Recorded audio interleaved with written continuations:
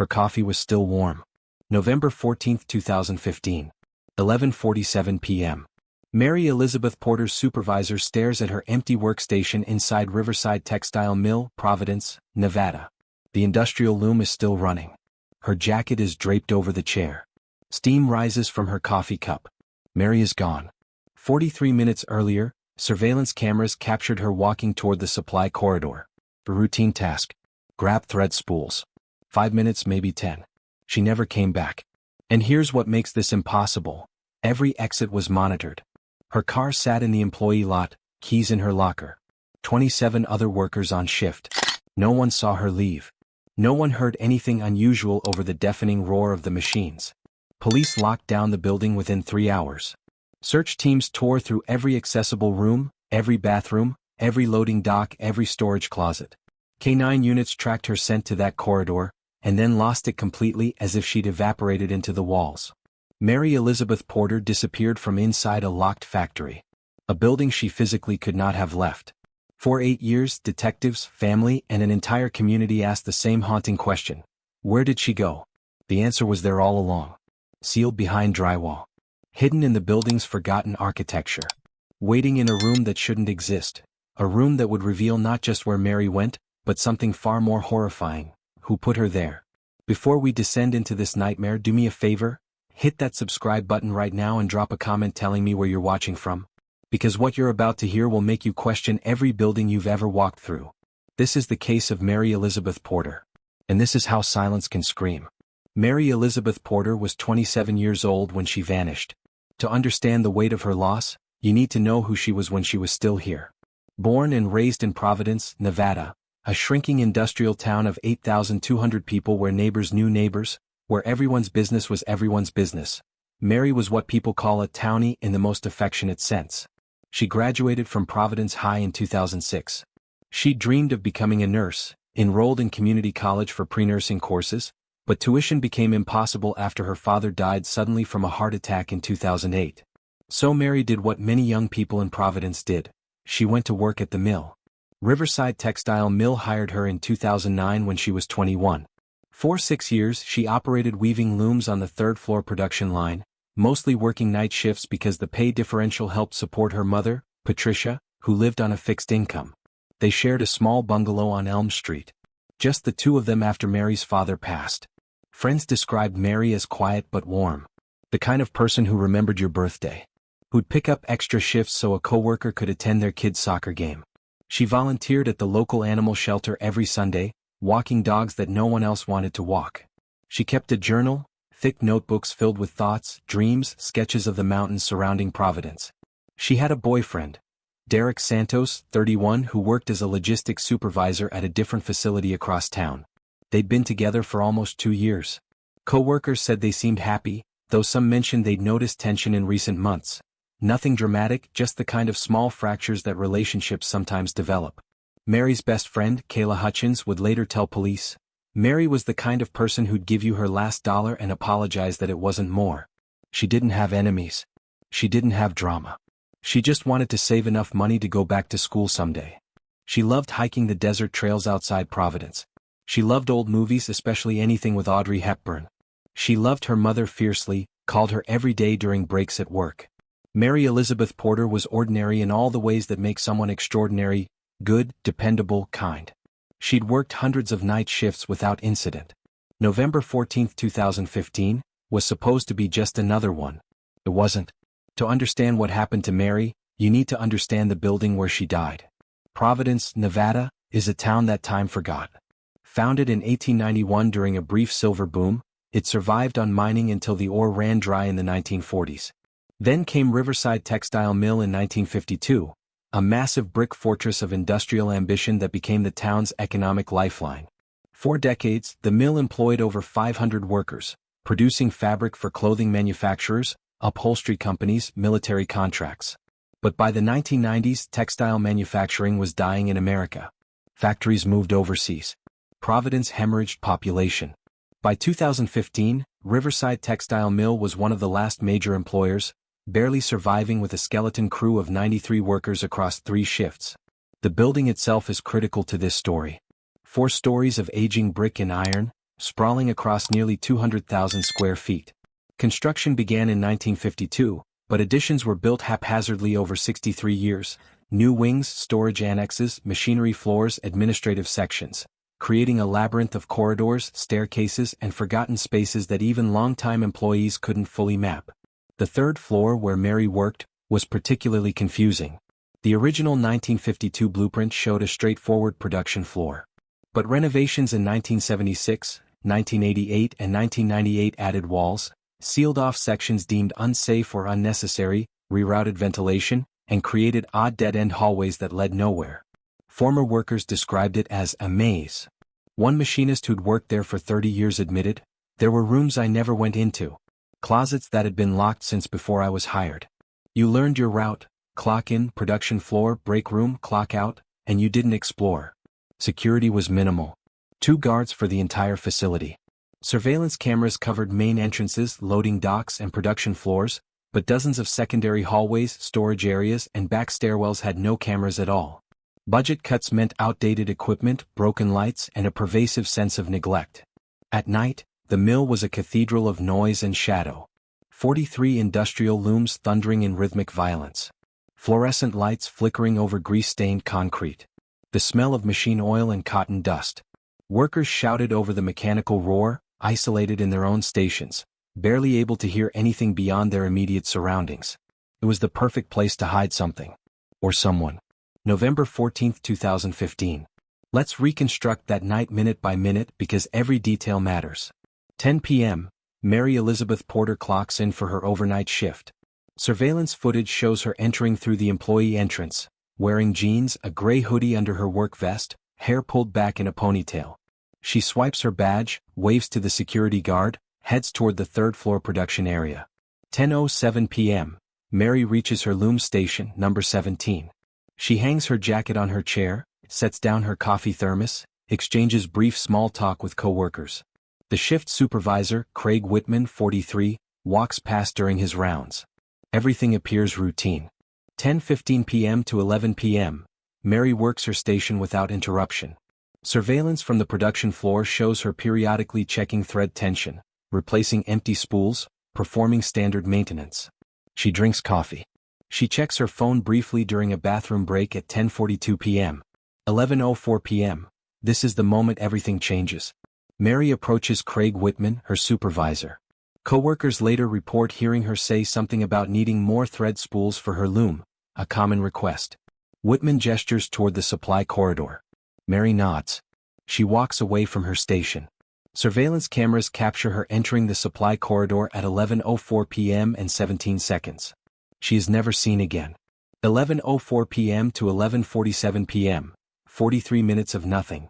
The supply corridor leads to several storage rooms, a back stairwell, and janitorial closets. Cameras do not cover this area. It's a blind spot in the security system. No footage exists of what happened in those 43 minutes. 11:47 p.m., Craig Whitman notices Mary's station is abandoned. Her loom has stopped due to a thread jam. Her coffee cup sits on the workbench, still warm. Her jacket remains draped over her chair. He radios other supervisors, asking if anyone's seen her. No one has. 11:52 p.m., Whitman initiates an informal search. 3 coworkers check the bathrooms, break room, loading dock. Nothing. 12:03 a.m., Whitman escalates. He contacts the night security guards. They check surveillance footage, confirm Mary entered the supply corridor but never exited on any camera. 12:20 a.m., Providence police receive the call. Officers arrive within 10 minutes. 12:35 a.m. to 6 a.m., a comprehensive search of Riverside Textile Mill begins. Every accessible room. Every bathroom. Every storage closet.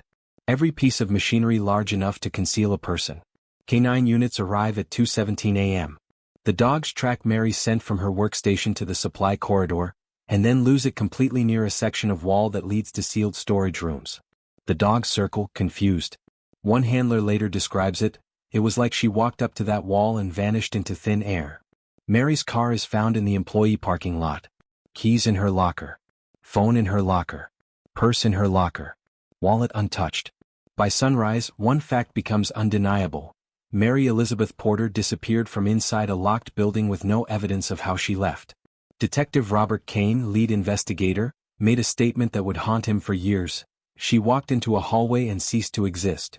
The first 72 hours after someone vanishes are critical. Statistics show that if a missing person isn't found within 3 days, the likelihood of finding them alive drops dramatically. Providence police knew this. They moved fast. Detective Robert Kane, a 22-year veteran, took lead on the case. By dawn on November 15, he'd assembled search teams, organized volunteer groups, and contacted the FBI's regional office for assistance. The mill became a crime scene. Production shut down. Every employee from the night shift was detained for questioning. Every locker was searched. Every vehicle in the parking lot was inspected. Nothing. K9 units returned, searching beyond the building. They combed the desert scrubland surrounding the mill, the Carson River flowing a half-mile west, the abandoned mining tunnels in the nearby hills. Helicopters equipped with thermal imaging swept the area. Dive teams searched the river despite frigid November temperatures. No sign of Mary. Media descended on Providence. By November 16, Mary's face was on every local news station, then regional, then national. CNN picked up the story. Woman vanishes from locked factory. The mystery captivated people. How does someone disappear from a building they couldn't have left? Mary's mother, Patricia Porter, made tearful televised appeals. Please, if anyone knows anything, come forward. Mary, if you can hear this, we love you. Come home. Derek Santos, Mary's boyfriend, was questioned extensively. He'd been working a shift at a logistics facility 40 miles away. His alibi was airtight, verified by time cards and co-workers. But detectives pressed him about the relationship. Had they been fighting? Was Mary unhappy? Derek admitted they'd had some tension recently, minor arguments about finances and future plans, but nothing serious. Polygraph passed. Every worker from the night shift was interrogated. Craig Whitman, the supervisor who'd last seen Mary, cooperated fully. He seemed shaken, guilt-ridden. I should have walked with her to the supply room, he told detectives. I should have made sure she was okay. Polygraph passed. Detectives interviewed co-workers about workplace dynamics. Was Mary being harassed? Did she have conflicts with anyone? The answers were unanimous. Mary was well-liked, kept to herself, never caused problems. By November 17, investigators brought in structural engineers to examine the mill's layout. Were there hidden spaces? Sealed rooms? Forgotten basements? The engineers studied blueprints from 6 decades of construction. They identified several walled-off storage areas deemed unsafe or obsolete during past renovations, but all were examined and found empty. Forensic teams processed the supply corridor inch by inch. Luminol tests for blood. No evidence of violence. By November 20, 72 hours passed, hope began to fade. Detective Kane held a press conference. We are treating this as a missing persons case with potential foul play. We are pursuing every lead. We will not stop until we find Mary Elizabeth Porter. But privately, detectives were baffled. Mary had vanished like smoke. Providence, Nevada, was a town that knew how to survive hardship. Economic collapse. Population decline. The slow death of industry. But Mary Porter's disappearance was different. It was personal. It was inexplicable. And it poisoned everything. Within weeks, paranoia took root. Parents refused to let children walk to school alone. Women quit their jobs at the mill, terrified they'd be next. Night shifts became nearly impossible to staff. Marcus Brennan, the mill's owner, watched his already struggling business hemorrhage workers who couldn't shake the feeling that something evil lingered in that building. Rumors spread like wildfire. Mary ran away to start a new life. But her bank accounts were untouched. Her car left behind. She was abducted by a transient. But how did they get inside a locked facility? She's buried somewhere in the factory. Search teams found nothing. Derek Santos killed her. He had an alibi. Craig Whitman knows more than he's saying. He passed a polygraph. The gossip mill destroyed reputations. Derek Santos faced harassment, strangers confronting him at grocery stores, accusing him of murder. He moved out of Providence by early 2016, unable to endure the whispers. Craig Whitman withdrew into silence. The guilt of being the last person to see Mary alive consumed him. Co-workers described him as haunted, losing weight, barely speaking. He'd worked at the mill for 19 years. By 2017 he resigned and moved to Utah. Kayla Hutchins, Mary's best friend, organized weekly vigils at the town square. Dozens attended at first, holding candles, praying. By spring 2016 attendance dwindled. People wanted to move on. Kayla kept showing up alone, stubborn in her grief. Patricia Porter aged years and months. She hired private investigators who found nothing. She spent every cent of her savings chasing leads that went nowhere. She never moved from the bungalow on Elm Street, keeping Mary's bedroom exactly as she'd left it. And then there were the stories from the mill itself. Female workers reported feeling watched on the third floor. Strange sounds, scratching, tapping, coming from inside the walls.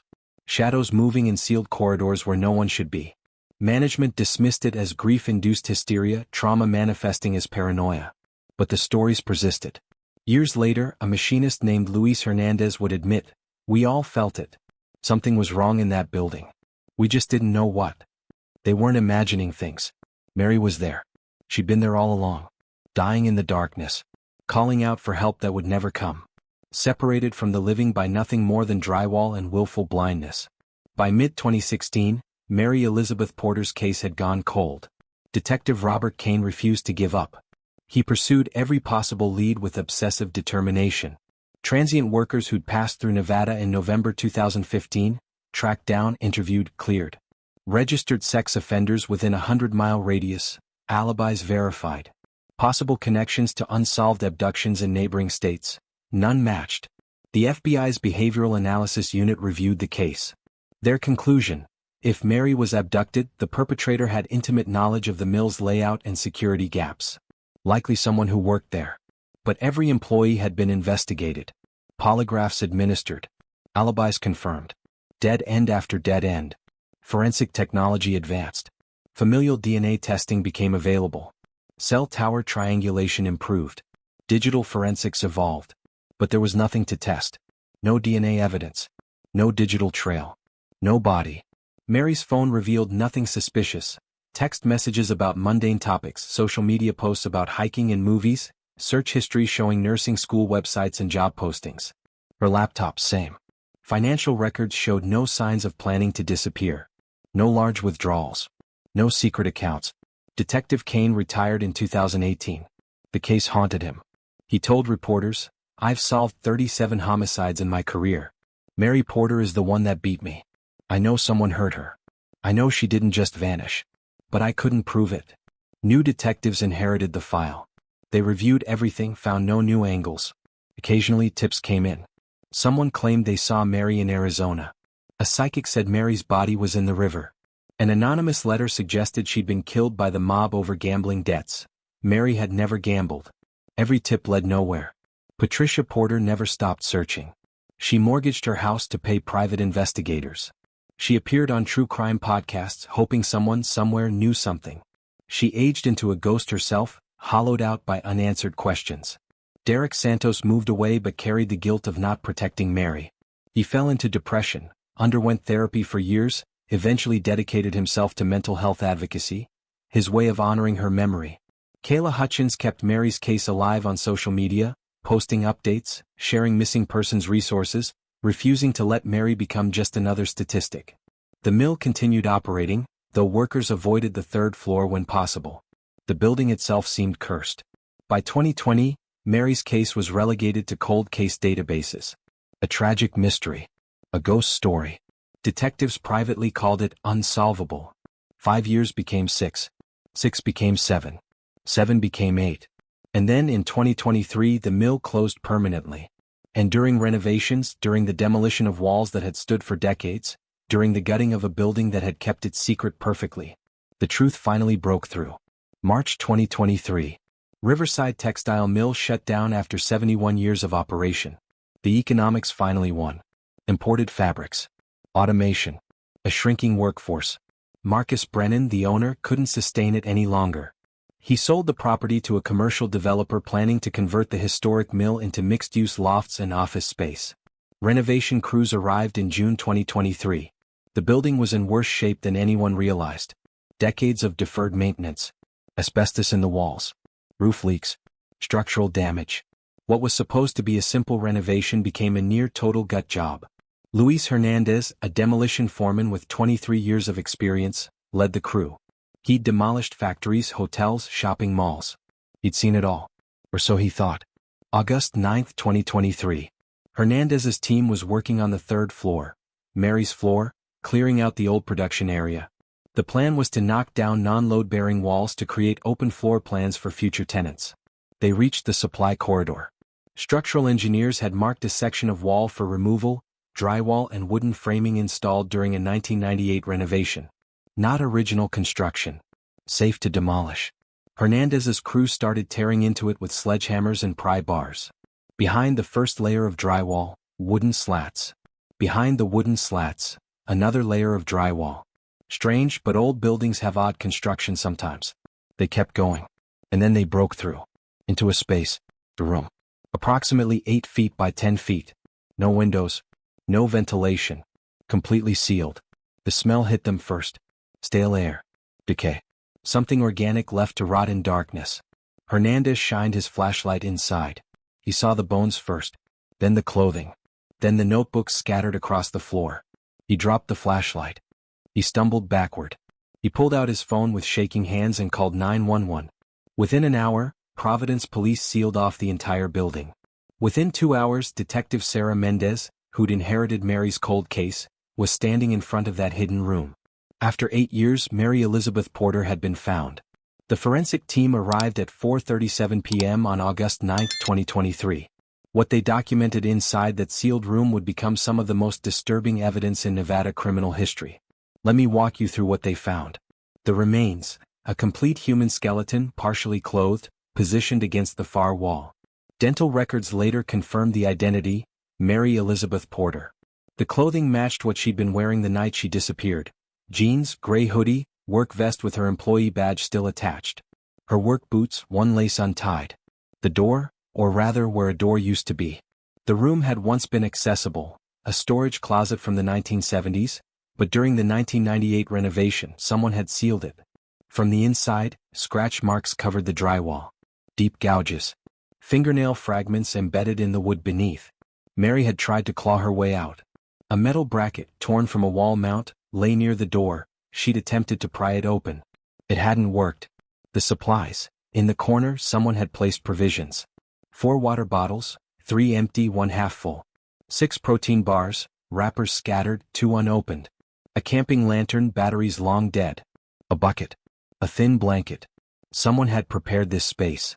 Someone had stocked it. Not enough to survive indefinitely. Just enough to prolong the inevitable. The journals, 3 spiral notebooks filled with frantic handwriting. Mary had documented her imprisonment. The forensic team photographed every page.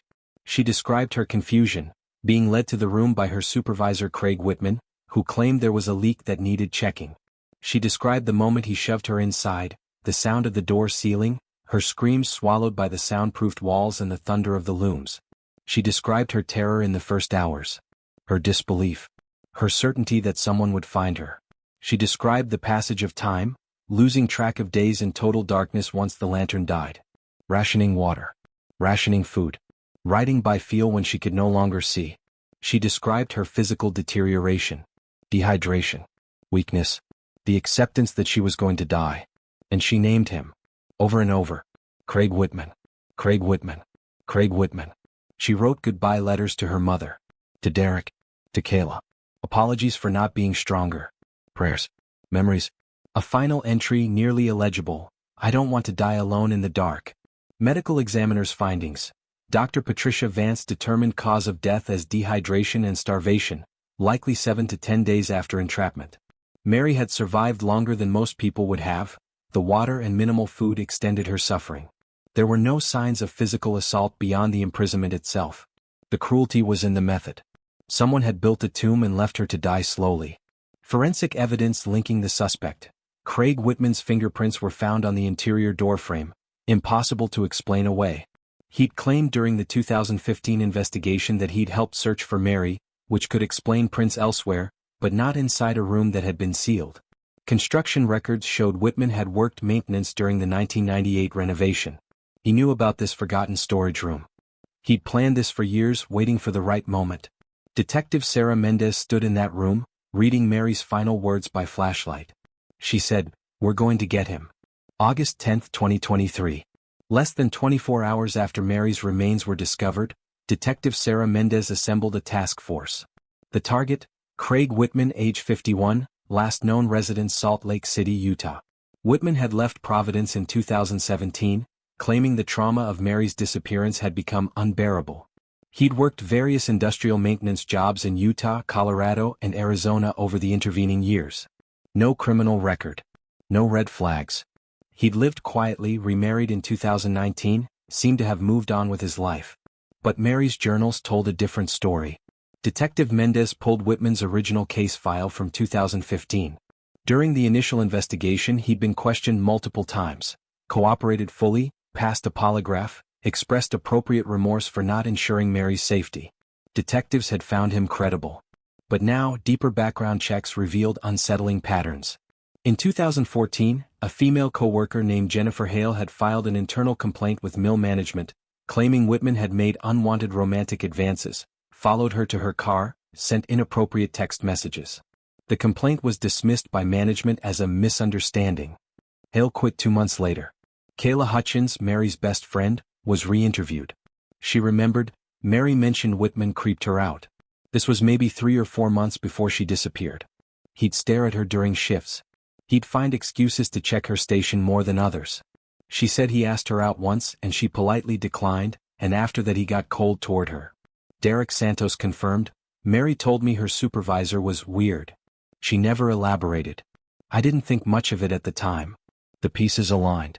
Whitman had been obsessed with Mary. She'd rejected him. His ego couldn't handle it. He'd meticulously planned her murder, not a crime of passion, but a calculated act of revenge disguised as a disappearance. Forensic analysis of the hidden room confirmed. The construction methods matched maintenance work Whitman had performed in 1998. He'd known that storage closet existed. He'd known how to seal it. He'd known the third floor's blind spots and surveillance coverage. On August 12, 2023, Detective Mendez coordinated with Utah authorities. At 6 a.m. Mountain Time, a SWAT team surrounded Whitman's apartment in Salt Lake City. Craig Whitman answered the door in pajamas, coffee mug in hand, genuinely confused. Until they said Mary's name. His face changed. Just for a second. A flicker of recognition. Of fear. He was arrested without incident. During the transport to Providence for extradition, Whitman sat in silence, staring out the window. Detectives wondered if he'd confess. Or if he'd fight. They didn't have to wonder long. In interrogation, Craig Whitman did something unexpected. He smiled. And then he started talking. August 13, 2023. Interrogation Room B, Providence Police Department. Craig Whitman sat across from Detective Sarah Mendez and FBI Special Agent Mark Torres. He'd waived his right to an attorney. I don't need one, he said. I'm tired of carrying this. What followed was a 4-hour confession that revealed the mind of a killer who'd hidden in plain sight for 8 years. Whitman admitted everything. He'd been obsessed with Mary Porter since she started working at the mill. She was beautiful, he said, clinical and detached. She was kind. She talked to me like I mattered. Most people looked through me like I was furniture. For years he watched her. Learned her routines. Fantasized about a relationship. In October 2015 he finally approached her romantically, asked her to dinner, told her he had feelings for her. Mary declined gently. She was with Derek. She valued Whitman as a supervisor but nothing more.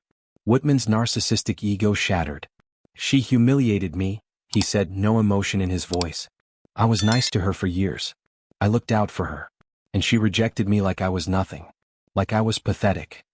He began planning her murder immediately. He'd worked maintenance during the 1998 renovation. He remembered the old storage closet on the 3rd floor, deemed unnecessary, sealed off during construction. He volunteered for the project, personally drywalled over it, ensured no one knew it existed. For 17 years that room sat forgotten. Whitman waited for the perfect moment. November 14, 2015, he enacted his plan. He told Mary there was a leak in the supply corridor that needed inspection, a supervisor request she had no reason to question. He led her to the hidden room, claiming he needed her to hold a flashlight while he checked for water damage. Once Mary was inside, he shoved her. She fell. He stepped out. He sealed the door. She screamed, Whitman said. But the looms were so loud. No one could hear her. And I soundproofed the walls myself back in '98. Just in case. He'd prepared the room in advance. Water, food, lantern, notebooks. I wanted her to have time to think about what she'd done to me, he said. I wanted her to understand rejection. Real rejection. Permanent rejection. Over the following days, Whitman participated in the search efforts. He comforted Patricia Porter. He attended vigils. He gave interviews to media, expressing hope that Mary would be found. It was easy, he said. I genuinely didn't feel guilty. She deserved it. He left Providence in 2017, not because of guilt, but because he'd grown bored. He started a new life. Got married. Worked normal jobs. Never thought about Mary dying in that room. Never lost sleep. Psychologists later described Whitman as exhibiting severe narcissistic personality disorder with psychopathic traits. Lack of empathy, grandiosity, inability to process rejection, meticulous planning ability. When asked if he regretted his actions, Whitman shrugged. I regret getting caught. The confession was recorded, transcribed, legally airtight. Craig Whitman had finally told the truth. And the truth was monstrous. Craig Whitman was charged with first-degree murder, kidnapping, and abuse of a corpse. He pleaded guilty on January 18, 2024, avoiding trial in exchange for life without possibility of parole.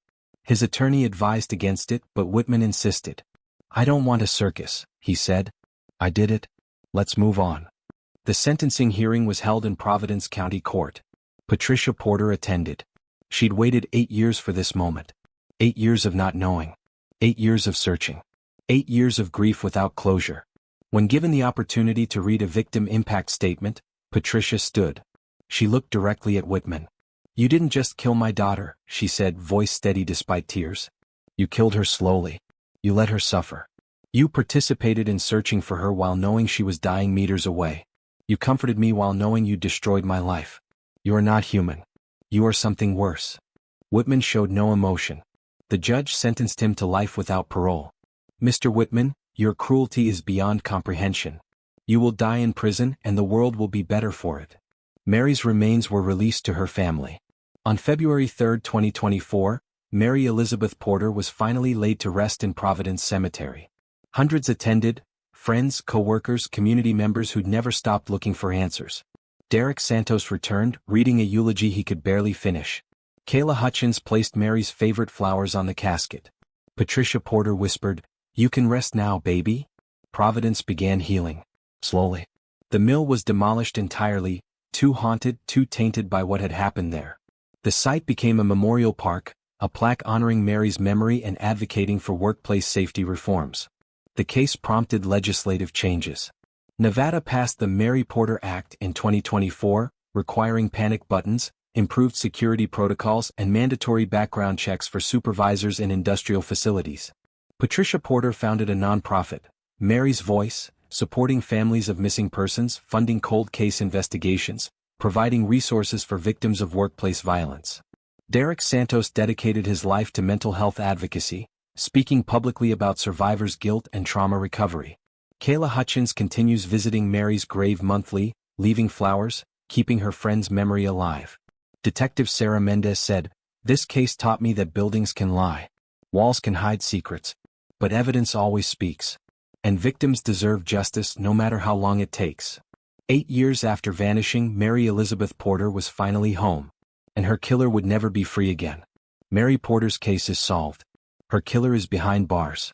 Her family has answers. But some questions linger. How many Craig Whitmans walk among us? How many people hide monstrous impulses behind ordinary faces, waiting for the right moment, the right victim, the right opportunity? Whitman worked at that mill for 19 years. Passed background checks. Passed polygraphs. Seemed normal. Colleagues described him as quiet, professional, a little odd but harmless. He wasn't harmless.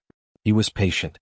The case underscores uncomfortable truths about workplace safety, particularly for women in male-dominated industries. Mary had expressed discomfort about Whitman. A formal complaint had been filed by another woman. Management dismissed it. No action was taken. How many warnings are ignored? How many misunderstandings are actually predatory behavior testing boundaries? There's a cruel irony in Mary's imprisonment. She died inside the building where she'd worked for 6 years, where co-workers walked past daily, where she'd spent thousands of hours. She was separated from rescue by nothing more than drywall and willful blindness. For 7 to 10 days she was alive, calling for help, writing in her journal, hoping someone would find her. No one did. The soundproofing, the machinery noise, the building's confusing layout, Everything worked in Whitman's favor. Criminologists note Whitman's ability to compartmentalize. To murder someone and then participate in searching for them. To comfort the victim's mother while knowing he'd caused her suffering. This level of psychological disconnection is rare, but not unprecedented. It raises the question, what creates a mind capable of such sustained cruelty? Mary's journals gave her a voice even in death. Her written testimony ensured justice. Without those notebooks, Whitman's fingerprints alone might not have been enough to convict. Mary's words sealed his fate. There are thousands of cold cases across America. Thousands of families waiting for answers. Mary Porter's family got theirs. Most don't. Her case is a reminder, justice is possible. Evidence can resurface. Walls can be torn down. Truth can emerge decades later. But it's also a reminder, monsters are real. They work beside us. They smile at us. They hide in plain sight. And sometimes the only thing standing between safety and horror is a locked door and a hidden room. Mary Elizabeth Porter was 27 years old when Craig Whitman stole her life. She wanted to be a nurse.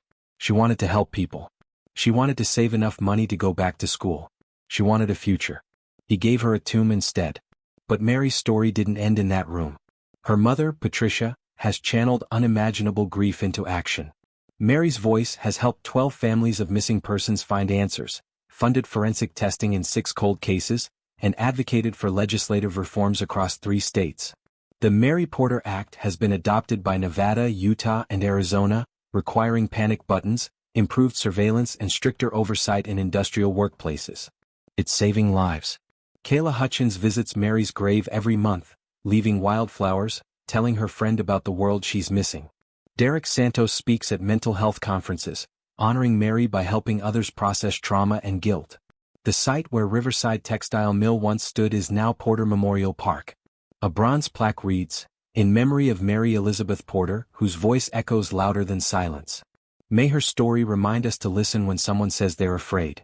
Mary's journals, preserved as evidence, also serve as testimony to her strength. She didn't give up. She fought until her body couldn't fight anymore. She documented everything, ensuring her killer couldn't escape. Craig Whitman tried to erase her. He failed. Mary Elizabeth Porter walked into a factory corridor on November 14, 2015, and vanished. But she never stopped fighting. And in the end, her words echoed louder than her killer's silence. Her story is over. But her legacy continues. Thank you for watching.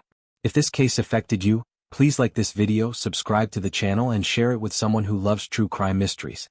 Drop a comment telling us what case we should cover next. Your suggestions matter. And remember, cold cases can be solved. Justice can come even years later. If you or someone you know is missing, contact the National Missing and Unidentified Persons System. Never stop searching. Never stop hoping. See you in the next investigation.